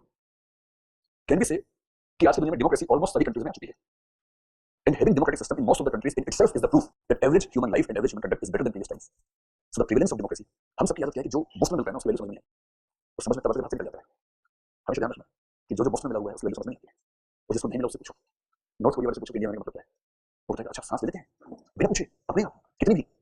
आप कहेंगे यार ये क्या बोल रहे हो, अच्छा आपका मूवी है बोलते नहीं आप लोग, अच्छा हमने सुना आपकी बहुत दिक्कत है, आप पीएम के खिलाफ बोल सकते हैं, आप बोल हम तो ट्वीट भी करते हैं, वीडियो बनाते हैं, ऐसा करते हैं पीएम, तो तबीयत जिंदा है, कुत्ते नहीं खाए आपको, तो नहीं आपकी कंट्री में बुलाया नहीं आपको, तब समझ में आता है डेमोक्रेसी की value. You can speak against your prime minister, your chief minister, your DM, जिसका मतलब मार ट्विटर पे टैग करके, पीएम को टैग करके आप ये हैं आप वो हैं, वहां से कोई जवाब नहीं आ रहा, नॉट कोरिया चाइना लगी थी समझ में। तो डेमोक्रेसी में लाख बुराइयां हों पर डेमोक्रेसी से अच्छा कोई सिस्टम नहीं है, and democracy is the reality of today's ethical world order, so we have to accept this. Human rights का इशू दुनिया के हर कंट्री को आजकल मानना पड़ता है, और ना माने तो बहुत क्रिटिसिज्म होता है। ये जो दुनिया बनी ऐसे नहीं बनी है, बहुत सेक्रीफाइसेस हैं। आज से 100 साल पहले वर्ल्ड नहीं था human rights. Now in any society, in any state, if the fundamental rights of a group of people are challenged throughout the globe, a lot of criticism you will hear about the human rights of some people. So human rights acceptance जो आजकल है practically. तीसरी बात जिस पे कभी गौर नहीं किया, स्लेवरी। एक लिस्ट बनाइए किस किस चीज के लिए भगवान को थैंक यू बोलना है, उसमें एक जोड़ लेना। इस दुनिया में सबसे गंदी जिंदगी जिन लोगों ने जी है वो स्लेव से, सबसे गंदी। और हम तो बहुत मजे में भाई, और हमसे मजे में कौन है, बुद्धा बुद्धि, है ना। स्लेवरी सबसे बड़ी इमेजिन कीजिए कि you are slave with a family, working hours नहीं होते वहां पर, वो नहीं होता कि 5 डे वीक 4 डे वीक है, 7 डे 24/7 चलता है week. And the owner of the slave has the right to even kill the slave, क्योंकि वो उसकी प्राइवेट प्रॉपर्टी है। You can kill the slave if he और she is not working as you want. और सबसे खतरनाक, slave मेरा slave है, उसकी मैंने शादी करवा दी दूसरी स्लेव से, इनका वो बच्चा। जैसे मेरी गाय और मेरे बैल का बछड़ा मेरी संपत्ति है, ऐसे ही मेरे स्लेव का बच्चा मेरा स्लेव है। This was slavery, this was the slavery system. हम बहुत सही टाइम पे पैदा हुए, बहुत सही जगह पैदा हुए। किसी का स्लेव हो जाते ना, जितने अच्छे विचार में आपके कभी नहीं आते, है ना, कुछ ख्याल नहीं आता उसके बाद। So we are in the world where slavery has almost been abolished. Almost. We have some traces of slavery even now. Even in our country, you can see some examples which are very close to slavery. But yes, formally we can say slavery has been abolished, and that is in itself a great achievement of this world. तो ऐसी दो तीन अच्छी बातें बताइए कि दुनिया में ऐसा ऐसा हो गया है, this is very good thing. और फिर बताइए एक कंसर्न है, एथिकल कंसर्न है। इन सब के बाद भी आज की दुनिया में एक एथिकल कंसर्न है बड़ी खतरनाक, और वो ये है कि सारी दुनिया बारूद के ढेर में बैठी, एक चिंगारी की देर है दुनिया खत्म, और वो है वेपन्स ऑफ मास डिस्ट्रक्शन। पहले क्या था, गुंडे वाले कुछ भी करने लाठी लेके घूमते थे, कोई मिला तो लाठी मार दी। और मुझे बड़ी चिंता है कि जिस दिन नॉर्थ कोरिया को कौन क्यों, अगर उसके पास न्यूक्लियर वेपन आ गया, मुझे चला नहीं आता उसको भी, पूरा कहीं ना कहीं फंसा हुआ है, बट टेक्निकली मानते हैं दे हैव टेक्नोलॉजी, प्रैक्टिकली है कि नहीं, डाउट है सकते। इस दुनिया में से कई कंट्रीज जिनके पास वो आ गया तो बड़ा खतरा है। Responsible countries in which we can keep our country at the top level. If the responsible countries do have such powers, it doesn't create so much of fear. But there are many countries which I think we can believe they're not responsible enough. अभी जो Covid वाला मामला था, corona virus, debate है कि ये by mistake हुआ या सोच समझ के हुआ। आप ही क्या राय है, सोच समझ के हुआ? There is a conspiracy behind this. तो मैं नाम तो नहीं बोलूंगा, लेकिन एक साइंटिस्ट से मैं मिला हुआ कुछ दिन पहले जो काफी सीनियर लेवल पे बायोटेक साइंटिस्ट है। तो मैंने उनसे ये सवाल पूछा, मैंने कहा आपको क्या लगता है, any possibility of it being a conspiracy? तो मुस्कुराने लगे, मुझे not a possibility, it's reality. तो खड़ा गया, मैंने कहा मैंने सच में ऐसा हो सकता है? बोले आपको अंदाजा नहीं क्या हो सकता है, तो बताइए क्या हो सकता है। But 8 countries in this universe, in this earth, have the technology. They can eliminate a country in few hours. Eliminate a country in few hours with the help of bioweapons. हम कैसे कैसे कर लेंगे? बोले मैं आपको 2 बातें बताता हूँ, पॉसिबिलिटीज हैं, सोच के देखिए। Number 1, let us assume China created COVID virus, ये जो COVID-19 virus. And if China wants to control another country, let us assume India. What they have to do? Creating a virus. इस बार जो virus था experimental था, 14 days लगते थे, ठीक हो जाते थे, जो थोड़ा मर जाता था, किसी किसी को दवाई नहीं मिली, ऑक्सीजन नहीं मिली, मारे बहुत सारे लोग। चाइना में भी फैला, लोग बोलते हैं कि इनका हो तो वहाँ क्यों फैलता। कुछ लोग कहते हैं कि 84 लोग समझदार होते हैं, आजकल एनकाउंटर करने वाले एक दूसरे पे मार लेते हैं, फिर कोई डाउट नहीं होता। अब जूम कीजिए नेक्स्ट लेवल, अगली बार ऐसा वायरस बनाया जो इंसान को 2 घंटे में मार देता है, ना दवाई का स्कोप, ना ऑक्सीजन का स्कोप, पता चलने और मरने में आधे घंटे लगते हैं, और फैलता इससे बहुत तेज स्पीड से है। The pace of spread is multiple times higher than the present कोविड-19 वायरस। और अटैक लंग्स में नहीं करता, सेंट्रल नर्वस सिस्टम पे करता, सीधे काम करता, मेन सर्किट करता है। बाकी छोटी मोटी बातें क्या करता, सीधे मेन सर्किट पे करता, सेंट्रल नर्वस सिस्टम पे, और फैलता बहुत तेज है। अगर ऐसा वायरस कोई कंट्री बनाए, अपनी पॉपुलेशन के लिए पहले वैक्सीन बना के सब कुछ चेक बोल लगा दे कि चेक वैक्सीन है, स्मॉलपॉक्स वैक्सीन लगा सब, किसी को पता नहीं किस लगा नहीं, तो फिर छोड़ दिया उसको। कितना टाइम चाहिए एक छोटी कंट्री को हल करने, कुछ घंटे, कुछ दिन, उससे खतरनाक। Now this person told me that this is the reality in this world for some countries, probably 7 countries. उनके पास ऐसी चीजें बनी हुई हैं कि अगर वो किसी कंट्री की नदी में उनको डाल दें पूरे पानी में ही बायोवेपन फैल जाएगा। और वो ऐसा वेपन होगा कि जब उसका अटैक होगा लोगों को बहुत प्यास लगेगी और पानी में बायोवेपन बहुत ज्यादा होगा। तो हमने कितनी जल्दी बना सकता है? तो सेंट्रल नर्वस सिस्टम पे हमला करें तो शायद 5 मिनट, शायद कोई अटैक बहुत तेज हो, सीधे सेंट्रल नर्वस सिस्टम पे हमला करें 5-10 मिनट खत्म, और फैल गया नदी में ही पूरी। समझ रहे हैं जमाना कितना खराब है? रोज सुबह उठ के थैंक यू बोलना, छाछ भी जिंदा हूँ, क्या बात है, क्या बात है। And the biggest problem of ethics in present times is the risk created by weapons of mass destruction, especially the bioweapons. हाँ इंडिया भी है, बायोवेपन से अच्छा शब्द है बायोटेररिज्म। तो चिंता नहीं करनी है, अपन भी निपटा देंगे जरूरत पड़ेगी तो, ठीक है जी। पता मुझे ये कहीं मैंने कहीं पढ़ा है कि आजकल पानी की सप्लाई में कुछ ऐसे केमिकल्स कहीं डाले जाते हैं जिससे लोग एलजीबीटी कैटेगरी में आ जाए और किसी कंट्री को कमजोर किया जा सकता है। समझ रहा हूँ कहाँ पढ़ा, ये सोर्स क्या है? व्हाट्सएप, यूट्यूब है। नहीं यूट्यूब अपने यहाँ पे बहुत सेक्रेट मतलब प्लेस नहीं है, डिपेंड करता है चैनल कौन सा है। देखो यूट्यूब, इंस्टा और व्हाट्सएप पे ऐसे ऐसे गुरु इस समय हैं, बहुत बच के इस्तेमाल करना है। मैंने कुछ दिन पहले पढ़ा, मेरी फैमिली में जो व्हाट्सएप ग्रुप उसने लिखा, कहीं से फॉरवर्ड किया कि एनडीटीवी का जो मालिक है इसके दादाजी अकबर के रसोइये थे। तो मैं जनरली बोलने से बचता हूँ, सीधे सीधे नाराज हो जाते हैं बहुत जल्दी, उस दिन मुझसे रहा नहीं गया। तो मैंने उनका नाम मतलब जो रिश्ता है वो लिख के लिखा एड्रेस करके कि इनकी उम्र जो भी है, अगर मान लें कि दादाजी रसोइया थे अकबर के, तो इनकी फैमिली में एवरेज लाइफ 2.5 साल की होनी चाहिए या उससे थोड़ी ज़्यादा होनी चाहिए। तो फिर थोड़ी देर में आया ही लेफ्ट। तो फिर मैंने उनसे फोन किया, मैंने कहा मैं नहीं कर जाता, बड़ा बुरा हाल है। तो ज्ञान कहाँ से आ रहा है, बहुत ध्यान देना है, आजकल ज्ञान बहुत आ रहा है ना। बस एक वीडियो किसी ने भेजा मेरे पास जिसको देख के लग रहा है कि हिंदुस्तान में हिंदू खत्म करेगा कि बहुत सारे मुस्लिम से आंदोलन कर सकते, ये वो ऑफिस लिखा है, बस यही देखना बाकी रह गया था। और उसने बताया कि ये वीडियो उत्तर प्रदेश नहीं हो रहा है। जरा ऐसा कैसे हो सकता है, थोड़ा ज़्यादा उधर तो पॉसिबल नहीं। फिर मैंने सर्च किया, 1 घंटा मैंने उस पर, फिर पता वीडियो बांग्लादेश का है। फिर मैंने ओरिजिनल सोर्स भेजा कि वीडियो बांग्लादेश का है, तो बांग्लादेश के लोग ऐसा कर रहे हैं, उनका बांग्लादेश है और इस चिंता की बात नहीं। तो भेजा मैंने, शुक्र है भगवान का कि हमारे देश में ऐसा है। और व्हाट्सएप पे जैसे लोग मान लेते हैं कि सही है, भूल के ये व्हाट्सएप यूट्यूब का नाम भाई गलत है। यूट्यूब पे सिर्फ अच्छे लोग को देखिए, जैसे लोग अरे मैं मजाक कर रहा हूँ, मैं मजाक में कर रहा हूँ, मत देखिए जो सच में ठीक लोगों को देखिए, मुझे एकदम देखिए, लेकिन मैं कह रहा हूँ कि you have to see where you find authentic information on your information. चलिए अगर ये सीरियस स्टेटमेंट है तो नार्सिसिज्म की हाइट है। अगर ये सीरियस स्टेटमेंट है और ये क्योंकि मजाक है तो उसको मजाक को मजाक कहना समझदारी होती है, मजाक को मजाक ही रहने दो, कोई नाम ना दो, ठीक है। लेकिन अगर सीरियसली सोचने लग जाए ना, मैं तो मजाक समझ सोचूंगा कि नार्सिसिज्म का बहुत नीचा स्तर है, मैं इतना बुद्धिमान हूं, क्या करूं क्या करूं। अगर किसी को ऐसी गलतफहमी के बारे में हो जाए तो नार्सिसिज्म पक्का नार्सिसिज्म, ठीक है। चलिए तो ये हमारे टॉपिक समझने चलिए, ये भी हो गया। अब आपका टॉपिक नंबर 1 ऑलमोस्ट कंप्लीट हो गया। एक दो बहुत छोटे सब टॉपिक्स हैं, एक सब टॉपिक है private ethics in private and public relations.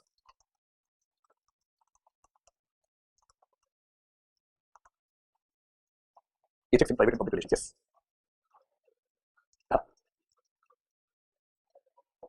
आप ये कह सकते हैं कि इनका सवाल है कि all ethical systems are necessarily unethical. Can we say these are the systems in different times? Two different ethical systems working in different space and time can be unethical in each other's context. आप ये कहना चाह रहे हैं? Yes, that is fine. Today what we treat ethical may be unethical tomorrow. That is fine. That is the interpretation's role. But if you talk about exploitation, you'll see that every system has some tendency of exploiting and discriminating against some sections. In this sense, you can always say the system is unethical. Nothing can be 100% ethical. Every ethical system has to be unethical to some extent. So instead of all or nothing, मैंने भी आपसे कहा ना fallacy all or nothing, इसका मतलब ये होता है ईमानदार आदमी का मतलब है 100% ईमानदार, और जरा भी गलत हुआ तो 0 हो गया। तो जब ओनरशिप आएगी, नंबर 7 में टॉपिक आएगा, हमें इसको समझना है। The judgment on the basis of 100 or 0, all or nothing, this is a fallacy. एक आदमी बहुत बेईमान है, एक बहुत ईमानदार है, उससे जिंदगी में एक छोटी सी मिस्टेक हुई और आप कहेंगे ना एक ही बात है, दोनों एक ही बात है, एक बात नहीं। The difference lies in the proportion on the continuum. So when we say all ethical systems are unethical, some systems are less unethical, some are more unethical, and we should try to make a system which is least unethical in its structure. That is what we should say. अब देखिए इसमें page क्या है, what is a private relationship and what is a public relationship. This is the basic concept. So let us understand private क्या है और public क्या है. When we say this is a private relationship, generally we have 2 bases or sometimes 3 bases to say this is a private relationship. First base is privacy or privacy. If a relationship needs privacy, it means there is something private in this relationship. और जिस relationship में privacy की जरूरत नहीं है, private नहीं है ना। आपके ऑफिसर बनेंगे, आपके जो एम्प्लॉइज ऑफिस में उनसे रिलेशन पब्लिक है, why should you need privacy, why to पर प्राइवेसी चाहिए, तो केवल फंक्शनल प्राइवेसी चाहिए, एक एक कंप्लेंट है उसका सुननी तो कहने सुननी, but at that time you can have your CCTV switched on so that you have the evidence that you had talk to this person before coming to conclusion. So privacy in the sense that in the CCTV is being recorded, but yes this person wanted to say something in person, so you invited him or her, but it's not a private relationship, it's just a personal discussion on some topic. Second parameter is the relations in which emotions are central. So the relationship is more of the emotional nature. So if a relationship is more about emotions, it tends to be private. And if the relationship is less about emotions, more about transactional, you must have heard this word transactional.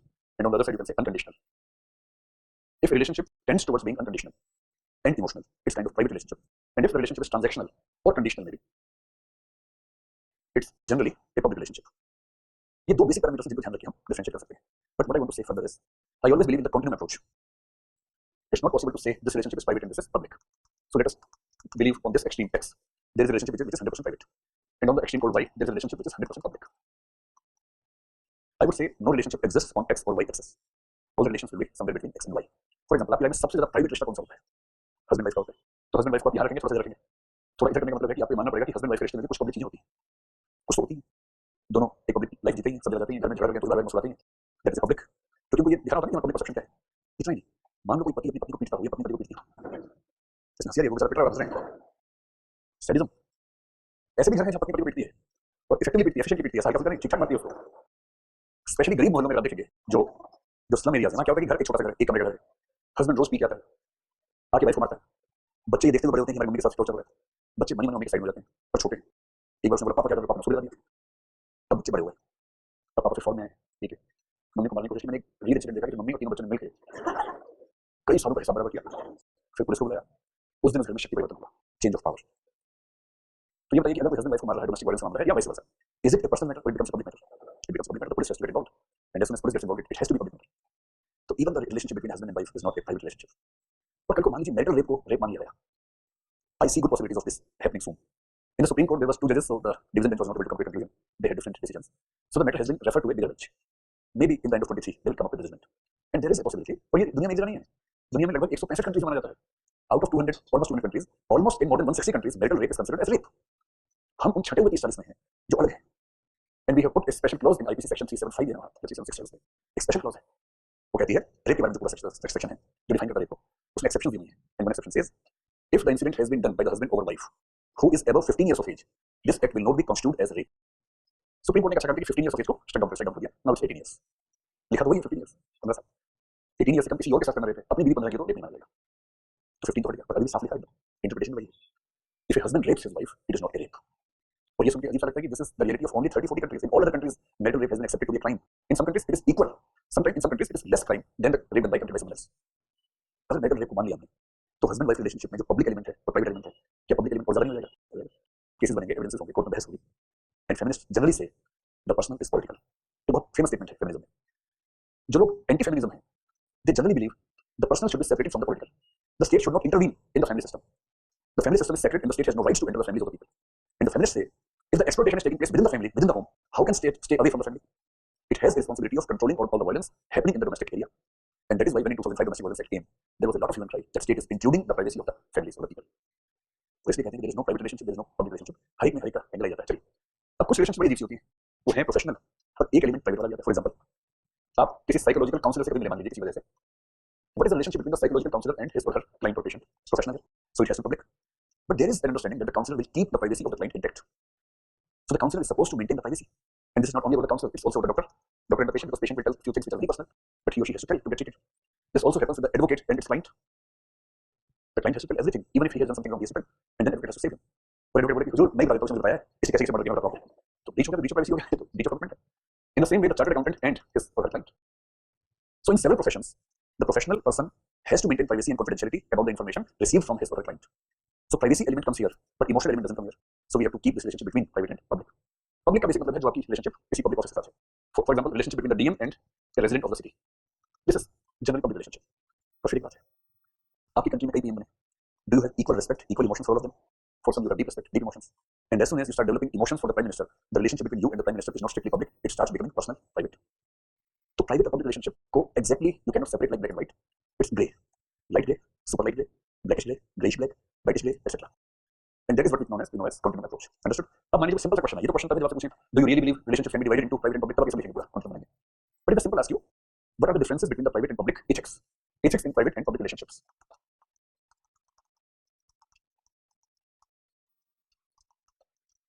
तो private में ध्यान रखिए relationship between parents and children, wife and husband, boyfriend and girlfriend, two friends, उनको ध्यान रखिए बात कीजिए। पर पब्लिक में any citizen and the government authorities, उनके बीच रिलेशनशिप कैसे होती है, और may be an officer with the other officer, उनका रिलेशन पब्लिक हो गया है। तो क्या डिफरेंसेस होंगे इन प्राइवेट रिलेशनशिप, क्या ज्यादा मैटर करता है? Personal integrity matters more, and here what matters is professional integrity.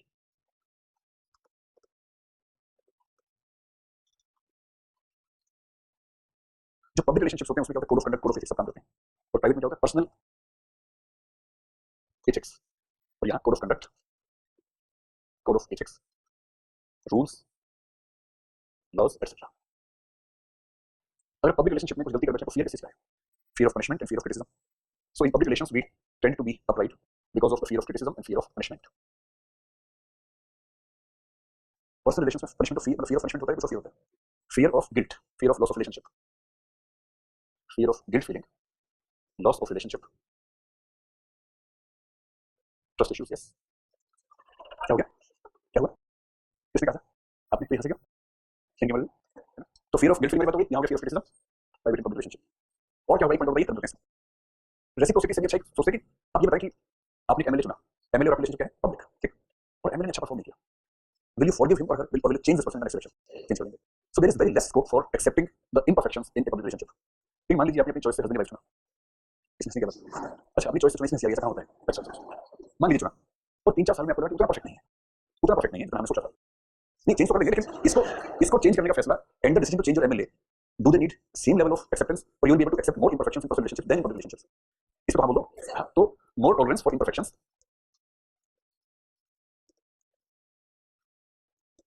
और यहाँ less tolerance for imperfections.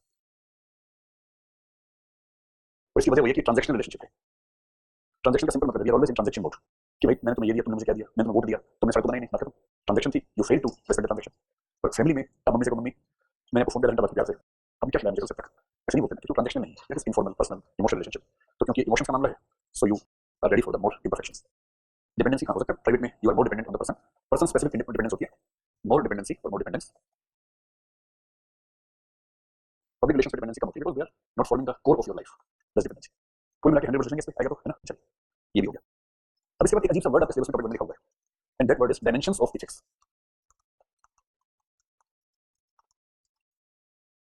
Dimensions of ethics, इसका कोई ऑब्जेक्टिव आंसर कहीं भी नहीं है. So I tried many sources but there was no objective and clear answer to this question. तो जो जनरली मिलता है उसी काम चलाते हैं. डायमेंशंस का मतलब होता है कि ethics can be applied or thought from how many sides, how many perspectives. So generally we believe there are 3 dimensions of ethics. First is normative ethics. Normative ethics. Second is applied ethics. And third, which is a new perspective, that is called meta ethics. So there are 3 dimensions of ethics. And this I am telling from the point of view of philosophy. In philosophy we study 3 dimensions of ethics. What is the meaning of normative? Normative मतलब when we talk about the ideal. देखिए कुछ sciences होती है जिनको descriptive. There are 2 words. जो disciplines हैं, discipline in the sense of subject. Few disciplines are normative, few are descriptive. And few are normative plus descriptive. कैसे? देखो, descriptive discipline का मतलब हुआ any discipline which only describes the reality, it doesn't tell you how it should be. So if a discipline answers to the question what is, that is descriptive, and the discipline answers the question how it should be, so should be is normative, is descriptive. For example, if we take up physics or chemistry or biology, physics की कोशिश क्या बताने की है? What are the physical laws? How the physical world works? क्या वो ये भी देखते हैं कि physical laws में क्या क्या immoral है, कैसे होना चाहिए? नहीं ना.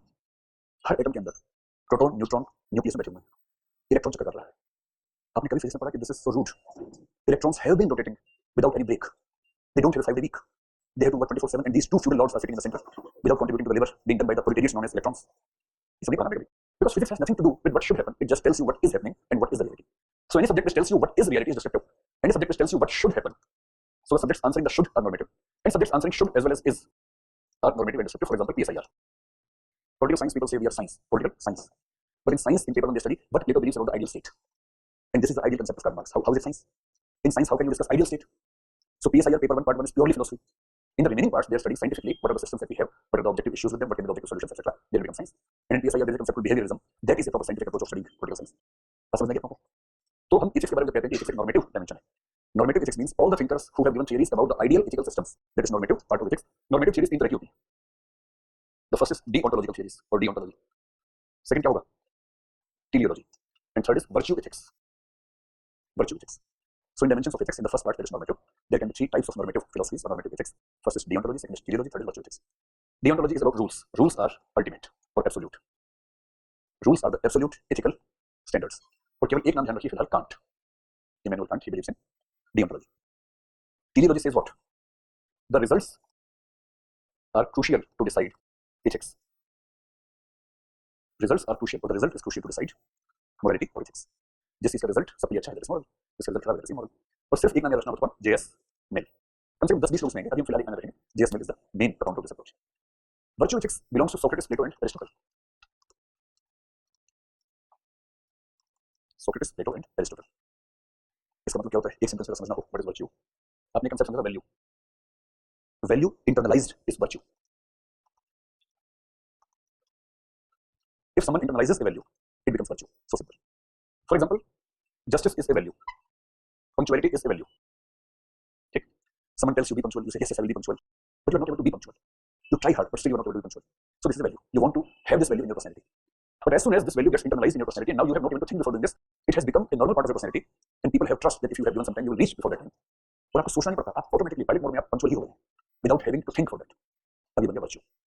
जब तक हमारे अंदर डर है, हम करेज वैल्यू के पीछे पड़ते हैं, और जिस दिन पर्सनैलिटी का पार्ट बन गया, फिर करेज है, फिर सोचना पड़ता है करेज होने के लिए. You have courage in yourself. In any situation, whatever the situation, your response, your immediate response will be the response which has courage. You will not run away from the situation. You will face the situation like a courageous person, because the value of courage has become an internal and integral part of your personality. That is known as virtue. हम जब पढ़ेंगे Socrates Plato Aristotle तो virtue के में समझेंगे. Aristotle ने इस concept को ठीक से elaborate किया है, but this is the crux of this concept. आप सबको वैसे क्यों समझ में आ रहा है? टाइम में समझ होने वाला है. ऐसे मत कीजिए दूसरे में. ठीक है. चलिए. Applied ethics is the second dimension, which means when we apply these normative principles to life, to various areas, to various disciplines, to various fields of life, that is applied. For example, it can be environmental ethics. So the application of these thoughts to real practical life, business ethics, administrative ethics, medical ethics. Medical ethics को bioethics भी कह देते हैं, with some difference in the concept. Media ethics, यहाँ तक sports ethics. So in different fields we have ethical codes and codes of conduct. So the code of ethics and code of conduct applicable to a specific field is known as the applied ethics of that particular field. For example, we can use these 4, 5, 6 examples: environmental ethics, business ethics, administrative, medical, media, sports, etc. Then comes meta ethics, which I don't think you should go deep into. Bioethics or medical ethics almost same है, but bioethics is superset, medical ethics is subset to that. Any ethical standpoint or issue related to any biological science is bioethics. और medical में सिर्फ medical issue आते हैं. जैसे example देना हो तो is abortion ethically appropriate? This is not an issue of medical ethics. This belongs to bioethics. तो abortion का operation कैसे होगा वो medical point आएगा, पर वो अपने आप में ठीक है नहीं. This is biological issue, bioethics. Meta ethics you are not supposed to understand exactly. I can explain in 5 minutes. There is a person called G.E. Moore. G.E. Moore is the greatest theorist about ethics in 20th century. He wrote a book in 1903 that is known as Principia Ethica. So Principia Ethica is the name of the book written by G.E. Moore. Although he belongs to utilitarianism in some sense, but he has given a completely new approach to ethics. आप लिखिए कि this approach is based on linguistic analysis of ethical statements. Linguistic analysis of ethical statements to conclude whether they are meaningful or meaningless. To conclude whether they are meaningful or meaningless. इसमें deep जाने का मतलब नहीं, सिर्फ एक sentence याद कर लीजिए या फिर सिलेबस में दूर तक नहीं आने वाला है. There was a philosophy in the 20th century in England that is known as logical positivism. उसने थियरी दी थी, वेरिफिकेशन थियरी. उसी वेरिफिकेशन थियरी को इन्होंने एथिक्स में अप्लाई किया. So understanding verification theory in GS is like killing mosquitoes with nuclear bomb. So we don't require at all to understand what verification theory was. Since I have been a teacher of philosophy, I can explain easily, but that doesn't make any sense for GS paper. So if they ask you dimensions of ethics, आप ये सब लिख के आइए और मैं पूरा complete करना. समझिए ठीक से?